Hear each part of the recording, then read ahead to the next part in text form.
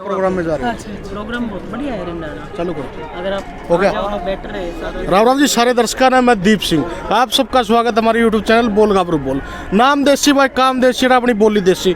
इस टाइम बड़ौदा हमारे यहाँ, और बड़ौदा की हलचल जमा तेज हो रही है। क्यों? वोटिंग पड़ने में सिर्फ 3 दिन रह गए भाई, तीसरे दिन वोटिंग पड़ेगी। अब देखा कुकर के माहौल हो रहा है।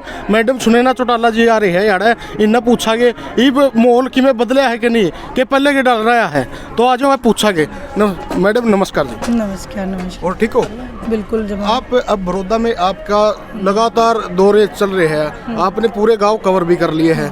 अब कैसा माहौल देखने को मिल रहा है आपको? जिस दिन मैं पहले दिन यहाँ पे आई थी तो मैंने देखा अभी थोड़ा लेडीज़ जो है अंदर घरों में, लेकिन शिकायतें तो उनको थी।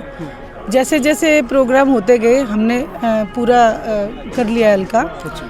आज जब मैं जा रही हूँ, कोई चाय के लिए जा रही हूँ या डबल दोबारा भी मेरा प्रोग्राम रखा गया, तो सारी लेडीज़ निकल के बाहर आ रही हैं और एक ही बात कर रही हैं कि भाई इसकी तो बीजेपी की तो रांद काटांगे। फिर बनावा किसने जी बीजेपी की तो रांद काटा? वो कहती है कि हमने न्योली देने वाला था चौधरी देवीलाल, पेंशन बंधवाई उन्होंने, जच्चा बच्चा स्कीम, कन्यादान राशि, जितनी जन कल्याण की नीतियां सारी चौधरी देवीलाल जी बढ़िया काम अब बिल्कुल देवीलाल इंडियन नेशनल लोकदल के जनक उन्होंने करवाए। तो रुझान ज़्यादा इंडियन नेशनल लोकदल की तरफ है। तो मैडम जी एक और बात है, 2 दिन पहले खाप की मलिक खाप की पंचायत हुई, वहाँ पे ये बोला जा रहा है, ये सुनने में आया है, मतलब ये कोई खाप की मीटिंग नहीं थी, कोई खाप का बुलावा नहीं था। मतलब ये इनेलो पार्टी ने इकट्ठे किए हुए थे खाप को इकट्ठा करने के लिए, और ये जबकि किसी खाप के प्रधान को बुलाया नहीं गया था। देखिए ये सरासर गलत अफवाहें हैं जो कांग्रेस वाले फैला रहे हैं। क्योंकि आप ये देखो कि कांग्रेस बाकी घूम रही है। कांग्रेस इस चीज़ से है कि भाई अगर वो कैंडिडेट, उनको पता है कि हमारे इंदुराज कैंडिडेट कितना है, भी कहते भी नरवाड़ को देते तो हमने तो यही सुना था भी ज़्यादा स्ट्रांग रहती, लेकिन उन्होंने दी इंदुराज को। अब कैंडिडेट जब आप उनका नरम है तो उनको ज़्यादा मेहनत की ज़रूरत है, और वो ये दिखा रहे हैं कि अब मेहनत करें, लेकिन वो बीजेपी की बी टीम के रूप में काम करें। क्योंकि अध्यादेश पास करवाने में हुड्डा साहब बराबर के हिस्सेदारी निभा रहे थे। तो मतलब अब जो को मलिक खाप का समर्थन है आपको मिला है कि नहीं है? बिल्कुल, जो मलिक भाई हैं वो हमारे साथ हैं।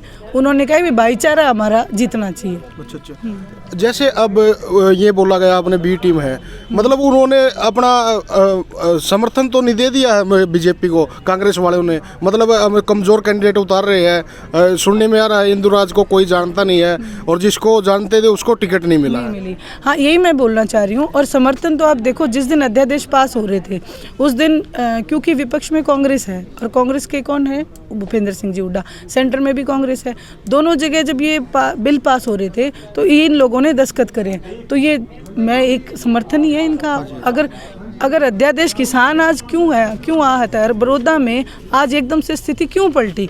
वो इसीलिए पलटी है क्योंकि इन्होंने अत्याचार पे अत्याचार किए हैं। तो मतलब भूपेंद्र सिंह हुड्डा ने कब बीजेपी के आगे सरेंडर कर दिया? मतलब उन्होंने तो सरेंडर कब से कर रखा है, वो तो बोलते ही नहीं। विधानसभा में यदि कोई बोलते हैं, गरजते हैं, तो अभय सिंह जी चौटाला गरजते हैं, भूपेंद्र सिंह जी हुड्डा तो एक मुद्दा लेके नहीं गरजते। तो अब गांव में जा रहे हो, आपका माहौल भी बनने को आपको लग रहा है बन गया है। आपके कैंडिडेट की कितने मार्जिन से जीत होने की संभावना आपको, और किस पार्टी से आपको टक्कर लग रही है आपके कैंडिडेट की?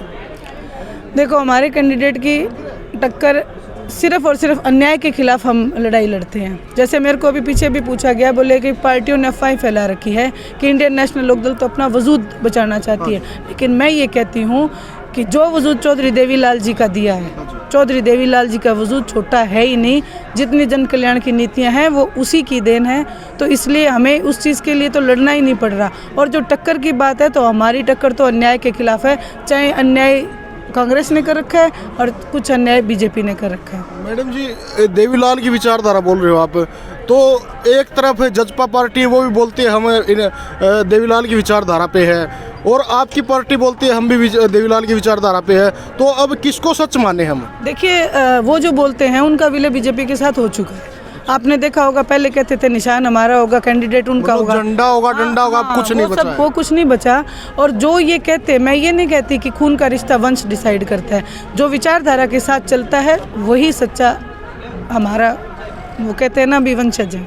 अच्छा, ठीक। तो अब जैसे अब आज से मुख्यमंत्री मनोहर लाल खट्टर के भी आज रैली है और साथ में दुष्यंत चौटाला की रैली है, इससे कुछ फर्क पड़ेगा कि नहीं है?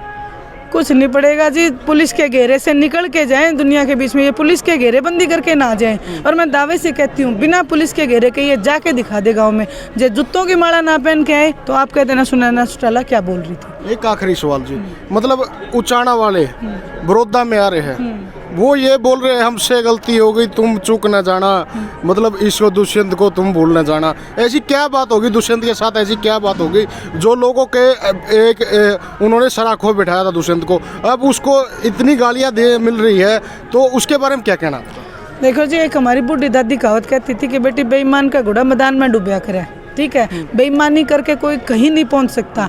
और वो बड़ौदा वाले लोगों को उचाना वाले यही कह रहे हैं, क्योंकि उचाना में यही कहा गया था कि मैं चौधरी देवीलाल की नीतियों पे, आज जिसने भी चौधरी देवीलाल जी की नीतियों को छोड़ा है वो राजनीति में कामयाब नहीं हुआ। अगर आदरणीय रंजीत चाचा जी भी हैं, वो अगर ये कहते हैं, आज मैंने उनका एक अखबार में देखा था कि भाई जो भी है बीजेपी की वजह से सारी पार्टी नहीं, आज जितनी भी जनक जो है ना राजनीति के, वो चौधरी देवीलाल जी हैं। हर पार्टी में लीडर है, चौधरी देवीलाल जी के स्कूल का विद्यार्थी है। जैसे एक चुनाव जींद में उन्होंने हुआ था, जींद में उन्होंने बोला था हम जींद को राजधानी बनाएंगे, चंडीगढ़ के दफ्तर यहाँ जींद में लेके आएंगे, यहाँ यूनिवर्सिटी बनाई जाएगी, MBBS कॉलेज बनाया जाएगा, यही घोषणा बड़ौदा में हो रही है। जींद वालों के साथ अन्याय हुआ है और बड़ौदा वालों के साथ तो नहीं हो सकता। कोई 15 लाख खाते में आएंगे, ये है मदारी। वो एक ताऊ कहता है मदारी है, मैं तो कहती हूँ ये मदारी भी नहीं है, मदारी जात बताता है। भाई मैं खेल दिखाऊंगा, 10 रुपये लूँगा, पर ये तो है ठग, ये तो ठग हैं, कहते कुछ हैं करते कुछ हैं और होता कुछ और है। तो बड़ौदा की जनता, मैं तो जहाँ भी जा रही हूँ कोई देख के राजी नहीं है, आप चिंता ना करो, इनका ऐसा जाम बांधेगी है यहाँ से बड़ौदा, और ये आइंदा से बड़ौदा क्या हरियाणा की तरफ मुंह नहीं करेंगे। मतलब इनका तसल्ली कर दोगे इनका? जमा बिल्कुल। अच्छा, ठीक, तो धन्यवाद। Okay okay. तो ये थी सुनैना चौटाला जी। देखते हैं भाई 3 तारीख ने किसके पक्ष में ज्यादा वोट पड़ेगा और 10 ने तो तारा आगे रिजल्ट आना है। तो हम भाई आगे कमेंट कर दे रहा और शेयर कर दे रहा करो वीडियो ने। तो धन्यवाद भाई।